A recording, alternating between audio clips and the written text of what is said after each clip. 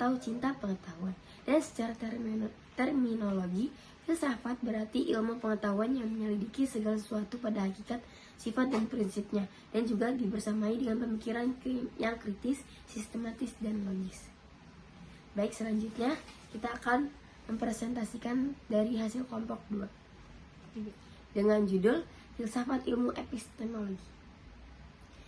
Istilah epistemologi berasal dari bahasa Inggris, yaitu epistemologi, yang merupakan gabungan dari dua perkataan Yunani, yaitu episteme yang bermakna pengetahuan dan logos yang bermaksud ilmu, sains, kajian, teori, dan pembahasan.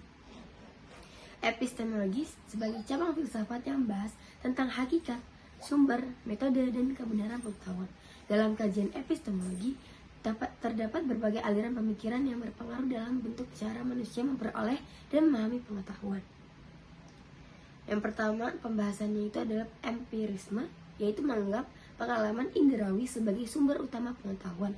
Menurut aliran ini, manusia memperoleh pengetahuan melalui pengamatan dan pengalaman langsung dengan dunia luar. Yang kedua itu ada rasionalisme, berpendapat bahwa akal dan rasio manusia adalah sumber utama dari pengetahuan. Yang ketiga ada positifisme, yaitu menggabungkan pendekatan empiris dan rasionalis dengan menekankan pentingnya eksperimen dan verifikasi ilmiah. Yang selanjutnya, selain membahas tentang berbagai aliran tersebut, epistemologi juga mencakup berbagai aspek pokok dalam kajiannya, antara lain yaitu sumber pengetahuan. Epistemologi membahas asal-usul pengetahuan yang dapat diperoleh melalui dua sumber, yaitu sumber pengalaman indrawi seperti yang diajarkan dalam empirisme dan seperti yang diajarkan dalam rasionalisme. Yang kedua itu ada metode pengetahuan. Epistemologi mengkaji bagaimana pengetahuan dapat memperoleh melalui berbagai metode seperti metode deduktif dan induktif. Yang ketiga ada kebenaran pengetahuan.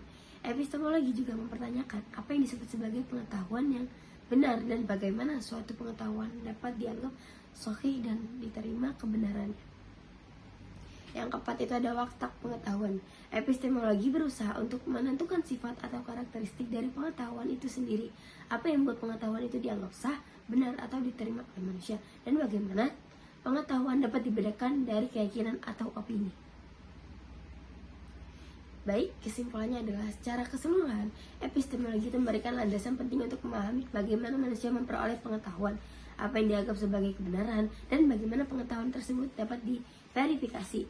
Aliran-aliran dalam epistemologi memberikan perspektif yang berbeda mengenai sumber, metode, dan kebenaran pengetahuan, serta memiliki pengaruh besar dalam perkembangan ilmu pengetahuan filsafat.